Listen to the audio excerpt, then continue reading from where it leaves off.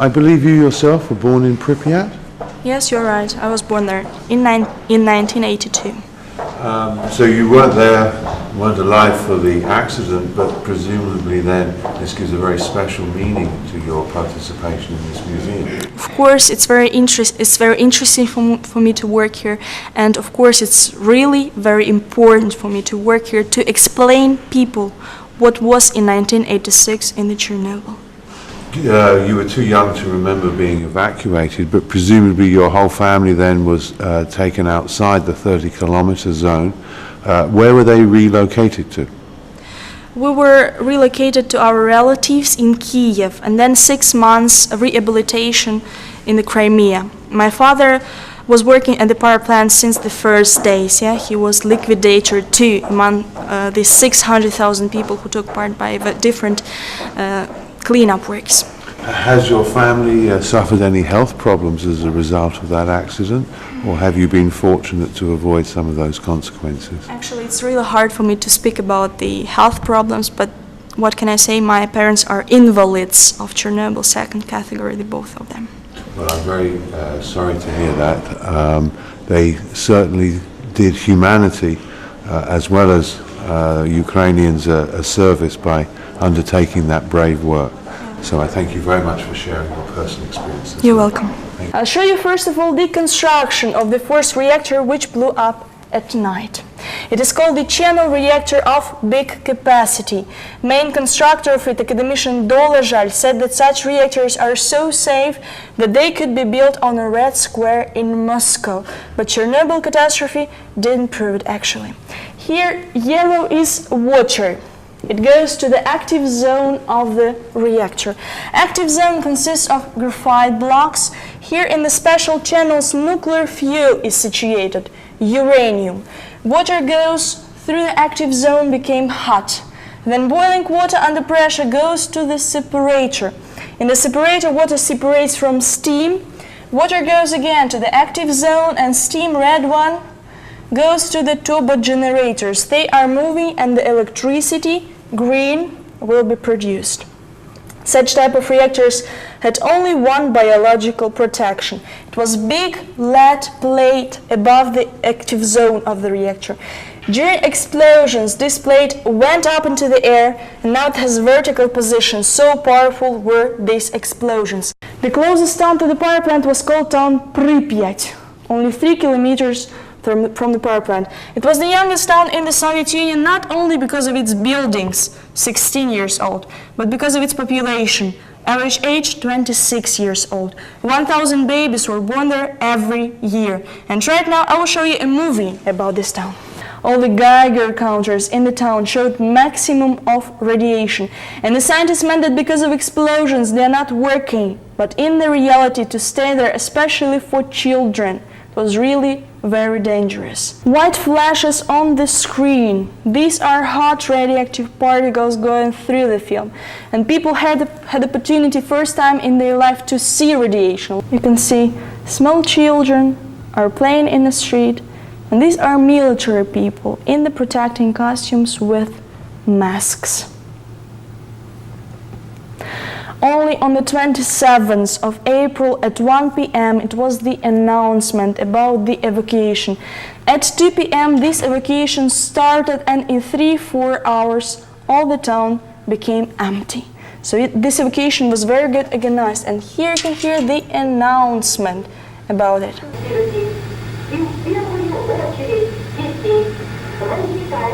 Money, furniture, their pets, everything they left at home with hope to come back in 3 or 4 days. But in the reality, they never came back. They lost everything once and forever. 1,100 buses evacuated people from that town to Kiev region. Here you can see the soldiers are smiling. They're so happy because they were told that after 2 minutes on the roof they would be demobilized from the Soviet army. It means 2 minutes on the roof, like 2 years obligatory service. Of course they were happy, but they didn't know about real danger on the roof for their health and for their life. Here you can see they're wearing special protecting costumes made of lead. Some of them they have that lead plates on their head. Some of them they have, some of them not. Lead plates on their head, their back, and their feet. The weight of the costume was almost 25 kilograms, but only 1.5 times, even not 2 times, it protected human being from radiation. Here you can see they are on the roof of the third reactor and the shift begins. They're working with small spades. They are collecting all the radioactive particles off the roof of the third reactor and throwing them into the fourth reactor back, which blew up. And then over the fourth reactor, the sarcophagus was built, covering object. So they're collecting all the radioactive stuff and buried it inside of the sarcophagus. Sarcophagus is the main burial place inside of the exclusion zone. Here you can see the parts of the graphite, of the nuclear fuel, uranium, and the levels of radiation were extremely high, so these works were the most dangerous. Actually, this time was counted such a way that soldiers wouldn't receive more than 100 of BERs. I told you 600 is lethal dose for human being, but I heard on the TV that even 30 BERs can provoke some changes in the blood structure, and it's really very individual how radiation affects the organism. So many from these people passed away because these works were the most dangerous. And right now we will visit the power plant. The construction of the power plant began in 1970. Before the catastrophe happened, there were working 4 power units, the first, the second, the third, and the fourth, closer to us, neighbored constructions, yeah? And between them the ventilation tower. On the back you can see construction of the 5th and the 6th reactors, and government was planning to build the 7th and the 8th. This power plant was the first in Ukraine and it should be the biggest one in the world, but it never happened because of Chernobyl catastrophe. At night to the 26th of April, the 4th reactor should be closed for some repairing works. One experiment should be done connected with turbo generators, how long they would work by inertia for the station needs. During this experiment, chain reaction goes out of control and there were 2 powerful thermal explosions. They completely destroyed the 4th power unit. Here you can see again the symbolic time of the catastrophe, the 26th of April 1986, 1 o'clock, 23 minutes, 48 seconds a.m. When we're talking about the reasons of the catastrophe, you know, there are right now more than 110 various versions and many rumors, and 2 official among them.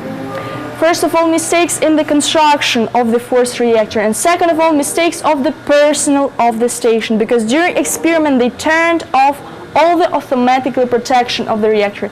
They took away from the active zone almost all the absorber rods. They could absorb neutrons and control or stop the chain reaction. But there are so many unofficial versions, and one of them is very interesting, is earthquake.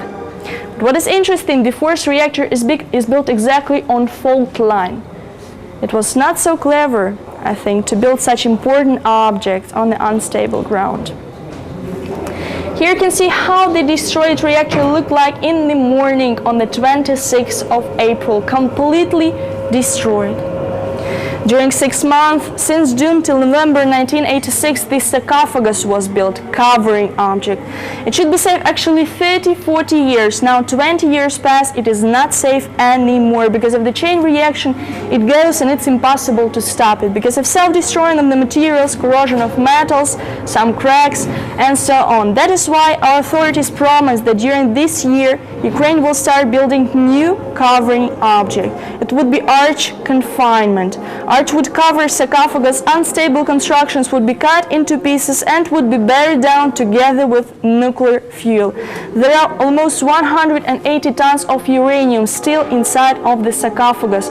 More than 10 tons were thrown into the air. And actually 400 grams of uranium are equal to 1,200 tons of coal. So you can imagine how big is the quantity, 180 tons of uranium.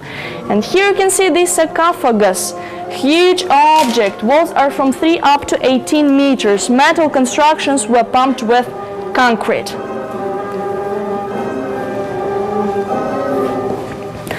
Only in 2000 the power plant was closed. Before 2000 it was producing electricity. Since the power plant was closed, two another power units were built on Rivne and Khmelnytsky power plants, but such types of reactors do not exist in Ukraine anymore. Now we'll go from Chernobyl through checkpoint Lilov to 10-kilometer zone. We'll go through Kopachi village, which is buried underground, which no more exists. Then we'll go to power plant, go around power plant, and go to Pripyat village. And down this road is checkpoint to Pripyat, and main entrance to Pripyat now. All territory of city is surrounded by a fence, so it's a gate to Pripyat. Now, Pripyat was built specially for a city to service the nuclear plant? Yep. Pripyat was built especially for people who work on power plant, for serving this power plant. This road leads to Pripyat, from Chernobyl to Pripyat. And this place was the most radioactive place in Pripyat the first days when disaster happened. Why was that? Because the wind was blowing from power plant to this direction. And first one, and this was the highest place. And western trace goes directly to that direction. And level of radiation here was about 500 ranges per hour. So standing here 1 hour could cost life. And people were innocent, and children were innocent. They didn't know what happened. They didn't know how dangerous to be here, and they came from Pripyat to see what happened. Out of curiosity to what? Yeah, they know that something happened in power plants, but they didn't know what happened, what sort of accident happened. So they came here to look. Why is the radiation level low here now? It's not that dangerous here now. Yeah, now the radiation here is low because there were a lot of works of decontamination. This bridge was cleaned up a lot of times. New concrete was cleaned by military people first years, by civilian people next years. Because it's the main access to Yeah, it was the main access to Pripyat, yeah. Now we are in the office of Chernobyl Internal Reform Agency, in Chernobyl office. So now we're situated here in Chernobyl, 18 kilometers from Chernobyl Nuclear Power Plant. As you could see from this map, contamination level of territory of zone is very different. You could see very contaminated area, over-contaminated, and quite clean areas. That's why, because of borders of Chernobyl zone were defined by military people. And military people had instrument like circles. They make a circle like this, radius 30 kilometers, and told it will be zone here. But really, first night when disaster happened, that night wind was blowing to the west direction. And that night appeared so-called western trace of radiation. It's a very long trace, which contaminated all North Ukrainian area. And next day, in the morning, wind started blow to the north direction, and that trace of radiation contaminated Belarus area, part of Russia, and reached North Europe, Swedish and other countries. And that's why a scandal about radiation accident started. And that's why our government started to do something. On this map, you could see border of 10-kilometer zone. 10-kilometer zone was formed about in a couple months after disaster, when scientists checked level of radiation, level of contamination, and you could see that really it is not a 10-kilometer zone. It's only formally 10 kilometers, but really from power plant to the western border of 10-kilometer zone, it's more than 30 kilometers. And there are about 300 people who live still in Chernobyl zone. It's most elderly people, and villages with people colored orange color here on this map. Now it's about 10 villages with about 300 people. And Chernobyl town. You could see red part of zone here, yeah? It's new territories of Chernobyl zone, which were joined to Chernobyl zone in 1997. When when all territory of Ukraine was checked on contamination, and it was decided that this area is not good for living people. Well, thank you very much for agreeing to talk to us, Vladimir. And the reason we'd like to talk to you is that this is your room. You were a young boy here. Did you have younger brothers or sisters who were also living in this house? Yes. How many? How many? One sister, one brother. And did they suffer any health effects from being here when the accident happened? Они пострадали от аварии? Скорее всего, морально. Only mentally.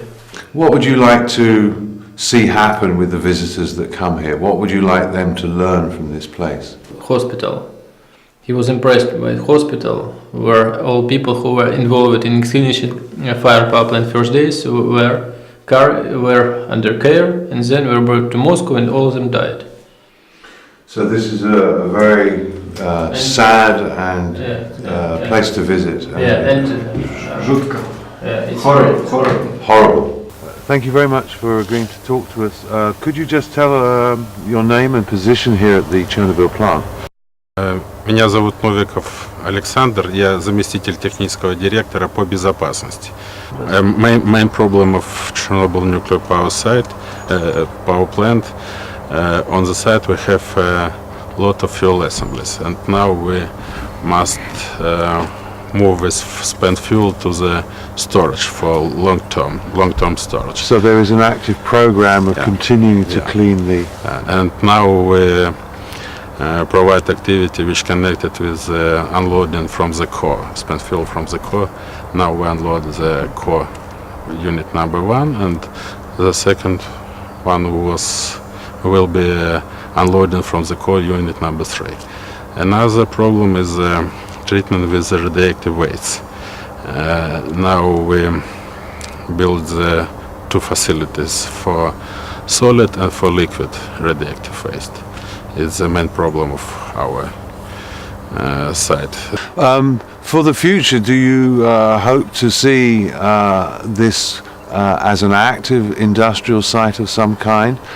If it could be cleaned up, is it possible to again use this site for the generation of power, or do you think that this is really unrealistic? Power generation site for Chernobyl is absolutely unreal situation, but for storage for spent fuel and for radioactive waste, it's maybe preferable decision, because the best way is build the big facility with all set of safety measures for prevent any accident. So as this work is already being done here, this could become a productive way to use the facilities in the future. Все нормально, вот лучше, чтобы Yeah, you were just explaining to us about the sequence here.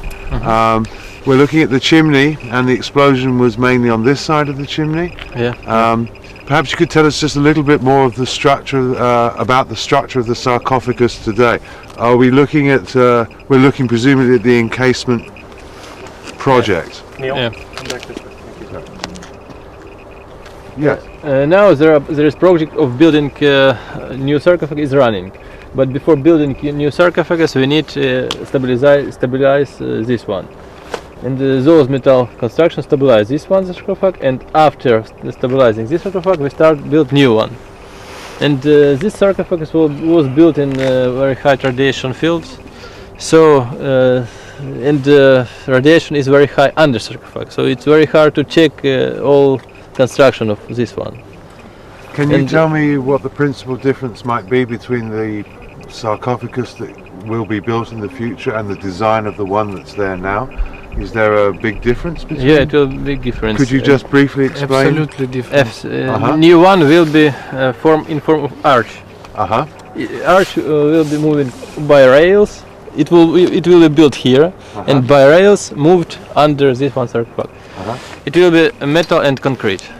And presumably the arch design is to deflect water and rain, or why is it designed in that way? It will be for protecting this structure against water and rain, for protecting environment of radiation. And another object is to deconstruct this one sarcophagus. And under new sarcophagus, it will be some sort of plant by deconstruction of this one sarcophagus. And underneath, It's long perspective. okay, and underneath the plant itself, will there be new ways to retain any leakage into the groundwater from the existing contamination? Because we saw film of how people buried under the accident and tried to ensure there wasn't leakage into groundwater. Is that a problem at the moment, and will new measures be taken? Now there are some geologists work on this and making probes of water and soil from there, and I don't. It's a sort of problem now. And maybe I ask Sergey. Yes, The problem, yes. проблема, что вода попадает с саркофага сейчас в воду есть. Sergey is. Could you just tell us who Sergey is, or Sergey? Would you introduce yourself?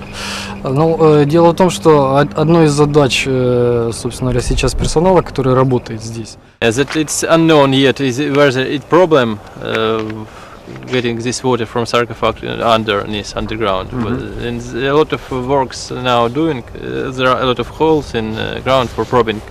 So and it's not a lot of opinions. One people think that some water get underground. Another people think that no. So it's open questions still. Radiation here in front of unit number 4 sarcophag, it's about 400 to 500 microengine per hour. It means that level radiation here is 20 times more than normal, than average level of radiation in Kiev. Are we in danger right now? It's not a good idea to stay here for a long time, but for a short time, it's okay. What's a short time? Short time, maybe not more than 1 hour.